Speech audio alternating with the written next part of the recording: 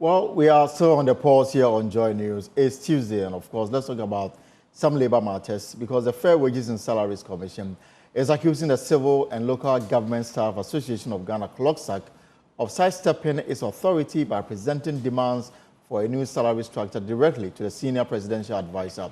This move, according to the Fair Wages, undermines the Commission official mandates and complicates efforts to resolve CLOGSAG grievances ahead of a nationwide strike scheduled for Thursday, November 7, 2024. Now, whilst urging CLOGSAG to reconsider the planned action, the Fair Wages and Salaries Commission is calling on the association to return to the formal negotiation process. We are joined in the studio, I'm privileged to say, by the Chief Executive Officer of Fair Wages, Benjamin Arthur, in the studio. Mr. Arthur, you're welcome to the pause on Joy News. Thank you. And at this time of the year, and of course, especially on our political calendar, there are certain jobs I don't envy, and yours is one of them. I can imagine the pressure on you to meet the demands of almost every public sector worker in the country. Exactly. Well, thank you very much. Let me take this opportunity to greet our viewers. Obviously, God knows that He's giving me the capacity to occupy this office. That's why He worked through the various channels to get me there. I see it as a national service. Right. So this is not the time to chicken out. This is the time to stand to be counted among those who have also made their impact, in this nation. So for us, it's work that we need to commit ourselves to. If I can go ahead to, of course, to speak to the issues that we are here, our stakeholders, right? Okay, which is organized labor, and in this case, Civil and Local Government Staff Association of Ghana. Before I came to office in 2022, they had presented a petition to the president, which was referred to the senior minister then, who is now the senior presidential advisor. Mr. Yawasa Fumafu. Yes, so when I came to office, there was a committee set up, and in fact, I must commend him for his leadership role in this matter. It was a very tough issue. But together with my sector minister, they were able to, bring every party on board. Eventually, that culminated in an agreement that was signed between government and CLOGSAG that gave them some certain allowances, but deferred their demand for a new salary structure for further scrutiny and study. Right. So that was done. So this negotiation started in 2020? No, 2020. Right. That was when the issue of a new salary structure came. Right. But that exactly was not the day. 2011, CLOGSAG had actually wanted to opt out of the single spine salary structure, and actually went to court, took the National Labour Commission and Fair Wages to court. And unfortunately for them, they were the plaintiffs. They lost the case, and that is the case entitled Civil and Local Government Staff Association versus the National Labour Commission, Fair Wages and Salaries Commission. Of course, the Attorney General was roped in. That is suit number HRCM 76/11. And the judgment was that the base pay, as per the single span pay policy, must continue to be negotiated jointly by organized labor, which has agreed to an MOU for a collective bargaining. Right. But government also saw the need that, looking at the structure of CLOGSAG, there was a need to do some review, because as of the time the job evaluation was done, it's been about 14 years. Right. Some job requirements and dynamics at work had been transformed. So there was a need for us to equally... new negotiations. Not negotiations, but to look at the structure. I've already said that the negotiation for base pay is done with organized labor, which means that it's not just a single labor union. Right. It's organized labor, for all of us to do. So government saw the need. Then they came back to say that government has not delivered on its promise of giving them a new salary structure. But government, through its commitment, agreed that in the interim, let's give you some support which had been given to them and they're enjoying it. But we also agreed that whatever the outcome, it has to be of effect from January 2025. So on the 30th of October, government indeed, by its commitment, submitted the proposed structure that it had worked on to them. At the meeting, what they demanded was that government should put it into writing.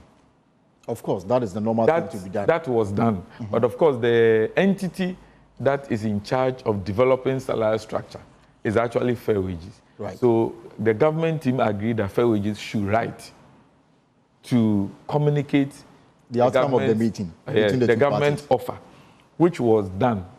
Instead of getting response from our colleagues, we have not heard from them. The only thing that we had gotten was a notice to go on strike. You are telling us that you have presented government position to them. Yes, they are yet to reply to it. It was not just Fair Wages and CLOGSAG. The Ministry of Finance, our ministry was represented.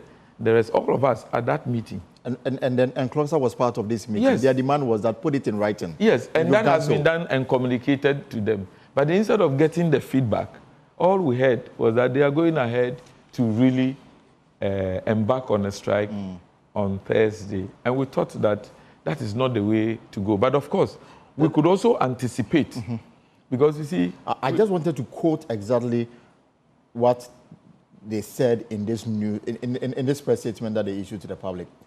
They say that due to government's delay in finalizing a new salary structure, both parties agreed on. According to the statement, the government's inability to finalize the new salary structure makes the January 1, 2025 implementation date unrealistic. And you are saying that you have gone past it. Sorry for interrupting you. What do you mean by unrealistic? When somebody says unrealistic, I'm coming. The employer in charge of developing a salary structure, per your request that, can you take a second look at our structure? That has been done. The impact and the rest has been measured and is being communicated to you. All the details have been shared with you.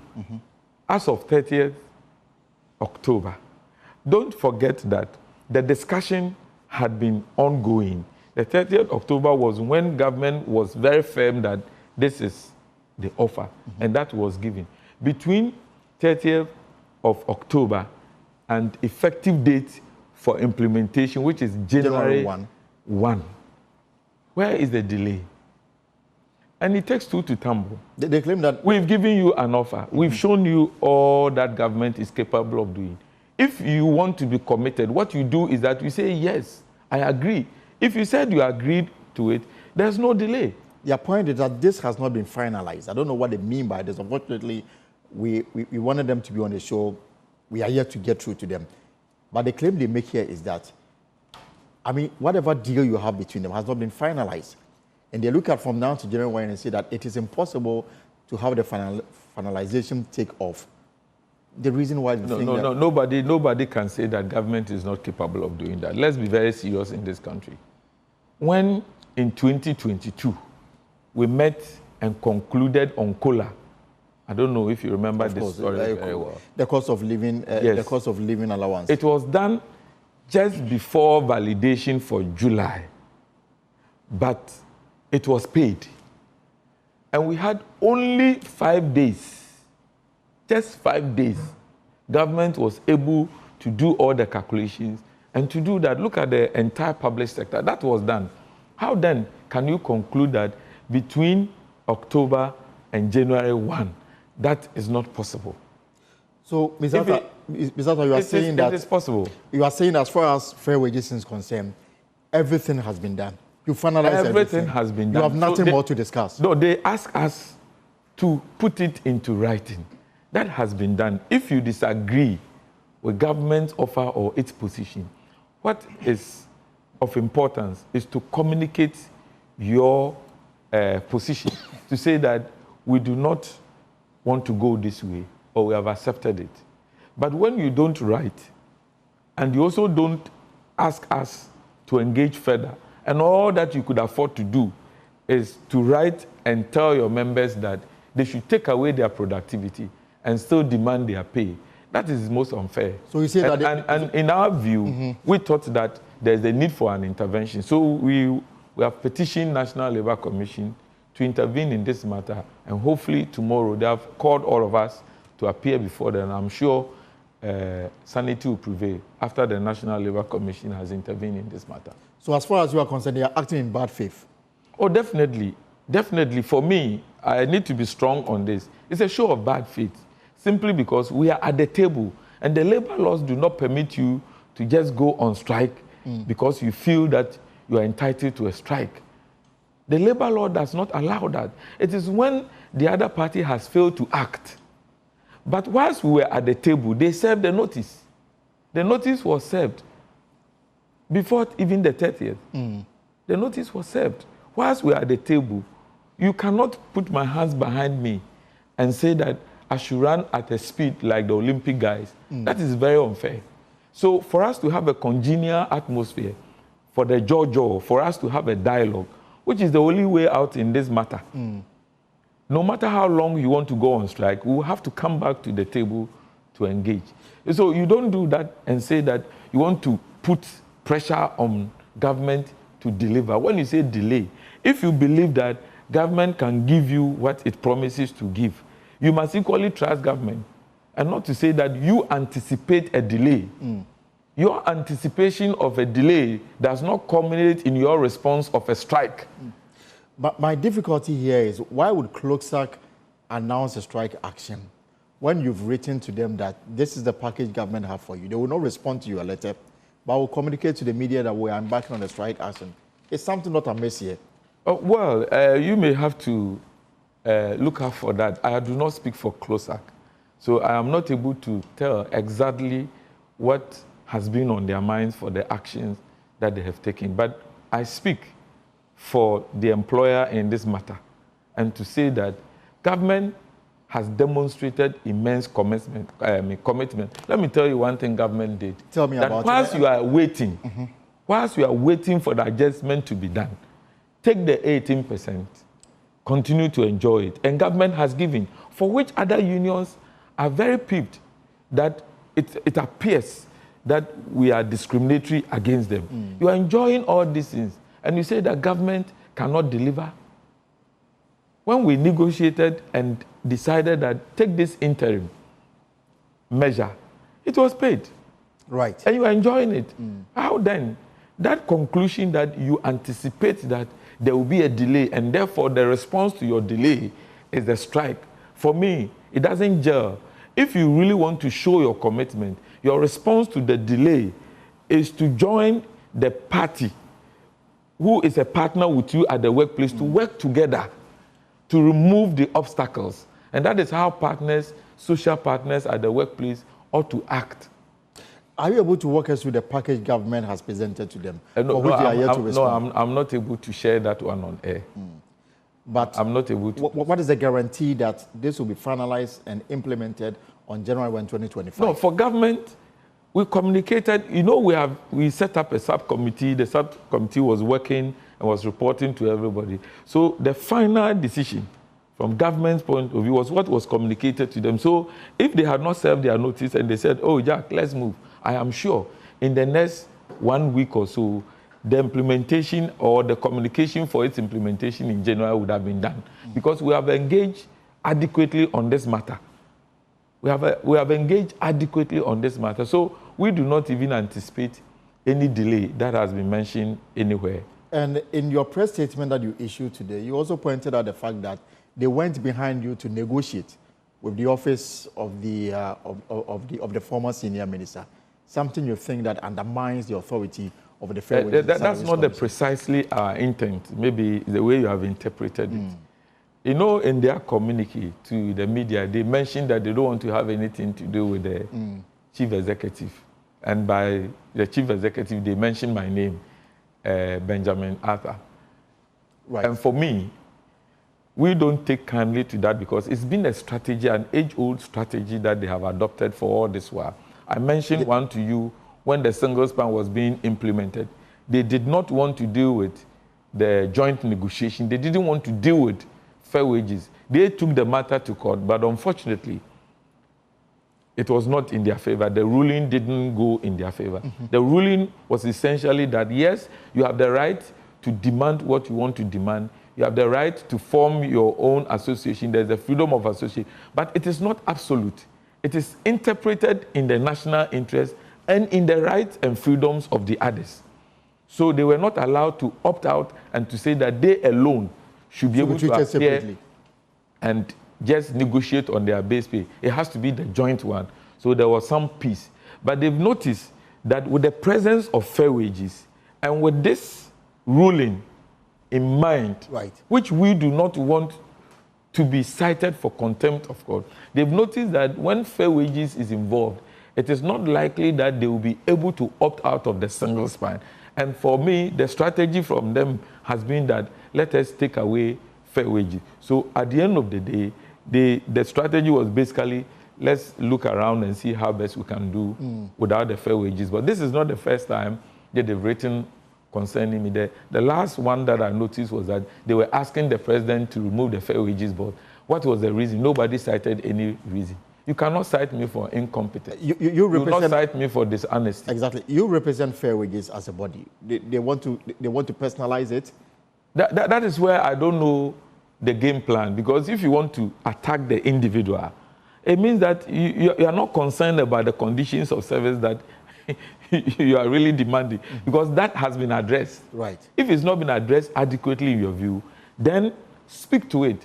Don't go and attack individuals and say that you want this individual removed, when you have also demonstrated that you don't want to deal with the institution that the individual represents. But unfortunately, in this country, there's one institution by mandate that must deal with public service pay, and especially for those from the Fair Wages and Salaries Commission. Exactly. So when you want to take any steps and you want to leave out fair wages, what it means that you have other objectives rather than the fair way of going about in terms of engaging. So Mr. Atta, I'm interested, beyond the 2011 judgment, which got them to still come under fair wages, in terms of negotiating their salary structure, you think that there's no bad blood between you and CLOGSAG to the extent that they always want to single you out as a stumbling block in addressing the issues that they have? Oh, no. In fact, when you look at the leaders, we are friends. I have nothing against any single individual in any of the unions. You can't even count one person because it's not my nature. But I stick to the principles. You see, we are a team. When we say the government team, it's not only fair wages. Right. We will take mandate from the Employment Ministry. No, we take financial mandate from the Ministry of Finance. We are also under the Employment Ministry. So in all this engagement, in fact, the government engagement with CLOGSAG has not been led by fair wages. I must be very sincere. It's never been led by fair wages. It's always been under the auspices of the senior presidential advisor. But because they will not be able to leave out the Employment Ministry and they will not be able to leave out fair wages out of the picture, we all meet as government because in Chi, I say Bakufo and Chiri Damfo. Right. What is of essence is the well-being of the employer, the employee, how we can make their conditions better. It's not about who is who and who is who. So all of us working together gives us the best of results. And we have always gone that way. But when you decide that you want to take away the very institution that is the principal signatory to this agreement for which you have been enjoying, when we gave the government machinery support, why did they not come out to say that they don't want to work with fair wages, they don't want to work with the chief executive of fair wages? We have done base pay negotiations. So this shows sort of strike. Were you put on notice or you heard it in the media?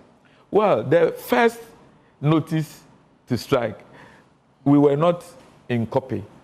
But of course, you know, we live in an environment where in a space where what about this one? Activity. What about this one that they we're not copied. You were not copied. We're not copied. But beyond the fact that you've but the notice by law actually is directed to the National Labour Commission. You say so that I will not fault them for not doing that. But has there been any back channel discussion beyond the fact that there are official issues that must be addressed? Have you been in touch with CLOGSAG? I mean, you say that you meet them at the Labour Commission, hopefully tomorrow. I'm saying that, has there been behind the scenes talk? You know, it's not everything that you can put on air. But in this field that we find ourselves, we do that under the atmosphere of cordiality. You cannot be antagonistic and make progress. So all of us, we are like a family. You see, sometimes there are times that people have labeled me in person and some of my directors as if we are speaking for organized labor when the government meets. There are times other unions have come to accuse me that I am working for CLOGSAG because they think that some decisions that we took in certain areas is allowing CLOGSAG to have more members than them. We have had all these accusations. There are times when they also meet you, they think that you are not working for them. But what you need to do as the man in charge of fair wages is basically to be very fair, firm and principled. And that is what I have always been. So tomorrow you hope that the Labour Commission will address this matter? Oh, definitely. That's why we have asked for their intervention. And we were also asking them to do so simply because we have the National Labour Commission, knowing very well that in the relationship at work, there are times that it could be very challenging, it could be difficult. That's why National Labour Commission is there to intervene. So even if you have grievances of a delay and the rest, we want it reported to National Labour Commission for them to and intervene, say that and then pronounce on it. And say that intervene. The first notice to National Labour Commission in good faith should not be a threat of strike. It should be to call them to intervene that, look, the employer is delaying in this. This has not been done to our taste. We want you to intervene. That is industrial relation. When that is not done, then you could have your reason. Let me add this before we get off here. Because there are a few things we want to exhaust. The essence of strike is not to disable the country and its operations. But it is also to draw attention to their plight. Exactly, that is the essence of strike. So even before you embark on the strike, when an intervention has been instituted by the employer giving you the offer, and you say, I am not responding to it, but my response is to lay down my tools, then obviously we need to re-examine the situation again. All right, so the Chief Executive Officer of the Fair Wages and Salaries Commission, Benjamin Arthur, is my guest in this. So let me put it out that we tried to bring in representatives from CLOGSAG. They are unable, they are not ready to respond to this matter as of now. They say that at appropriate time, their head will respond to these issues. But according to Mr. Arthur, they hope that the Labour Commission will intervene in this matter, hopefully at a meeting tomorrow. Now, I'm interested in point 4 of your press statement. And it says that it is very important to know that government has been exploring alternative ways of addressing the demand for a new salary structure by CLOGSAG, which will not injure the existing pay policy, bearing in mind that the principles governing the negotiation of base pay and a high court ruling. I'm not interested in the court ruling. I'm interested in the salary structure. What you are interested in is the base, the single span pay policy. Exactly. What it says. Exactly. And in the midst of so many demands, taking into consideration what the economy can afford, the question really is the salary structure, is what we have capable of meeting all the demands that are coming to you? Obviously not. You and I live in this country and we know that the finances of government, especially in revenue mobilization, vis-a-vis the demands for public sector workers, is very heavy on government. In the entire Africa, we are the only country that uses about 50% of its tax revenue to pay less than 1 million public sector workers. That has even come down. Previously, it was around almost 70%, if you like. 54, 56. Right. So now it's coming to 50%. So when you look at it, and you are in the helm of affairs of this country, you want to ask yourself, what must you do? Do we have to give everything that is in the kitty to the pockets of our gallant workers? 1 million of them. Less than 1 million. Just about 860. There's about 870,000 workers in the public sector. Even as the Ghana Statistical Service say that 80% or more earn somewhere around 2,000 Ghana cedis a month. So you want to, you see, it is indexed to the revenue, the ability to pay. It's not as if government has hired people and is not looking after them well. That's not the case. I've mentioned that when you have about 50% of your tax revenue going to pay for public sector workers, how much would you be left to build hospitals for the same group of people when they are sick? How are you going to look at their welfare? How do you build roads? Mind you, this country is made up of over 30 million people. So how do you also ensure that when our infrastructure is in deficit, you're able to bring in, resolve the issues? So you have multiple issues to resolve. So we have tried as much as possible to do this within the capacity of government. Ghana, again, was the only country that during COVID time never laid off any single worker. Throughout the challenges, people were being paid. Some people didn't have even the opportunity to report to work, to say that they even contributed at some point in time. And yet, this nation absorbed the burden. Now, we have subscribed to an IMF program. There are measures. So everybody needs to be measured in what they demand. But of course, it's a political season. And so the demands are coming. It's been a trend over the years that when it is time for elections, Charlie man, let's ask for whatever we may. Perhaps because of the elections, our demands should be met. But what I'm saying is that if we go that way, we, all of us as citizens, suffer. Because when you have your colleague in public sector demanding some amount of money that government cannot afford, you must all know that government is coming back to all of us to collect that amount of money and then pay them. Oh yes, because we pay wages and salaries with our taxes. But this underwent, all of us underwent some kind of a review. I'm wondering the outcome of it.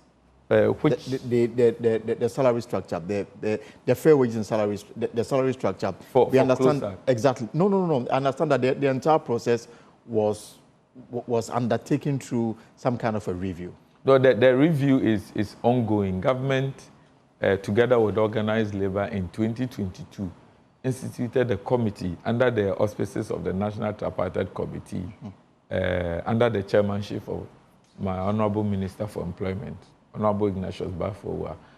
So the committee did some work, which my understanding is that is ongoing because some labor unions say that it's concluded, but they are yet to be told the outcome. No, it's not been concluded. When you say it's concluded, then eventually when the final validation is done, it goes back to cabinet, and there's a cabinet white paper on the policy, right? Or there's a new or reviewed pay policy for implementation. Then you can say that it's concluded. So where is it now? For us, at what stage is it now? I'm saying that the committee concluded the first phase of their work.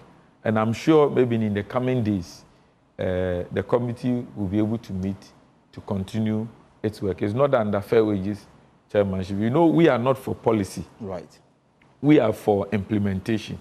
So I'm sure when the policy makers are able to finally bring us a new or a reviewed pay policy, we'll be glad to implement it. We admit at fair wages that it is time that we get the pay policy reviewed. It's been almost 14 years since its implementation. Of course, we've also done nationwide payroll monitoring. But I was coming to that. Yes, we've equally come to terms with some methods and some definitions and ways and means that things have been done that we believe that as implementers, it needs to be reviewed. And we've made our recommendations to the committee and the rest. I'm sure, I'm very optimistic that come what may, that job will be concluded because we do not have disagreement on this. All of us, both government and organized labor, all of them are looking forward to the final document. No, we all agree that it needs some review. Of course. And that's where we put our shoulders to the wheel to ensure that that will come out. We've been to a lot of institutions to get their inputs, written to a number of institutions, engage groups, organized labor, we've engaged police, we've engaged the security services. In fact, it's been a very a wonderful work. I'm sure we just need some... When are we likely to have it done? Because after 14 years. I'm the chief executive of Fair Wages. There are certain things that are not under my control, and I will not speak to deadlines that are not within my control. But the communication I have is that it is something that government is keen, is very much interested in the review. And I'm sure we'll commit ourselves, because we ourselves, it's not everything I can put out here. We believe that there are some areas that we need to really, reconstruct to transform some situations. And I'm sure one of the areas that we have been very keen, and we are also very optimistic, waiting patiently that it will be part of the new pay policy, is to be able to have strong measures to link pay to productivity. How are you hoping to do that? It's been an age-old approach, yet we are yet to get some clarity or some finality or some workability on it. Oh, as we speak, the President ordered that Fair Wages and Public Services Commission should work together to ensure that this comes to fruition. There's been a national committee set up. There's been a technical committee set up.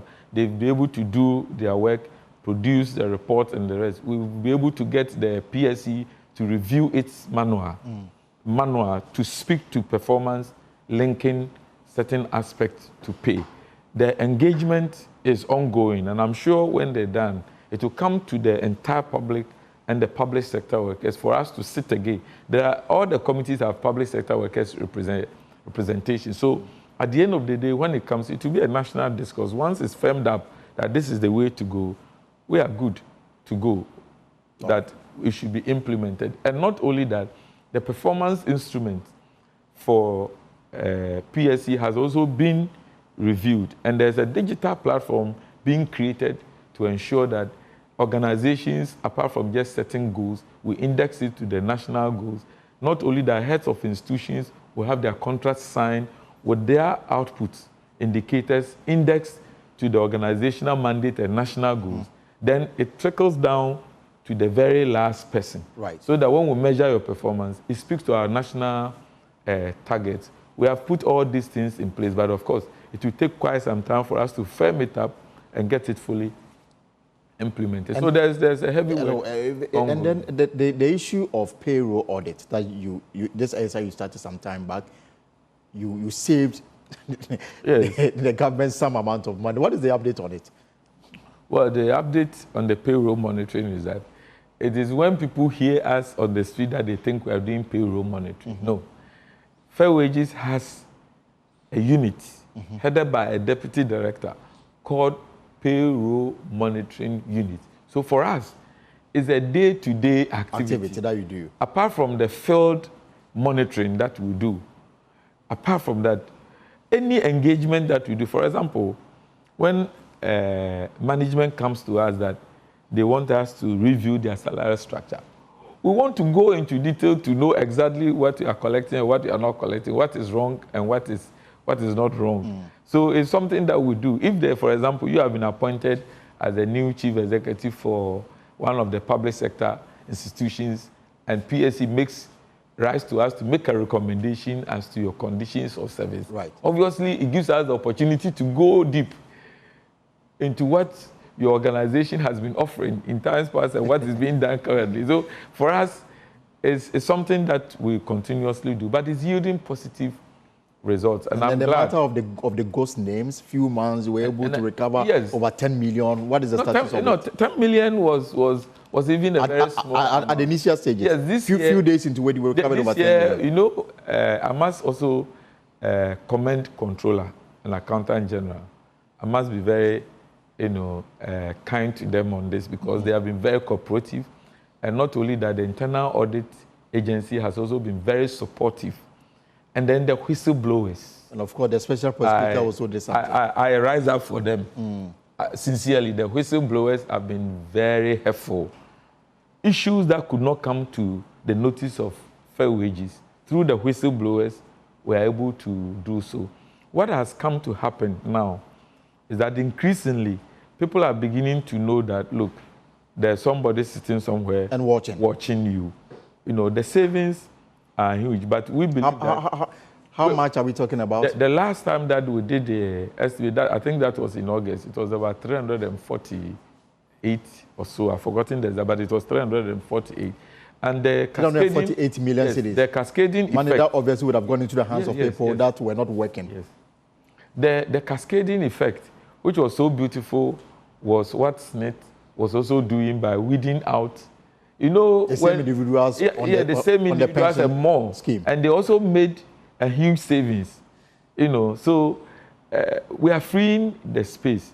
Of course, there are some people who were also entitled to some benefits that they were not getting, that through the payroll monitoring, we were able to detect and we're able to, you know, resolve these matters.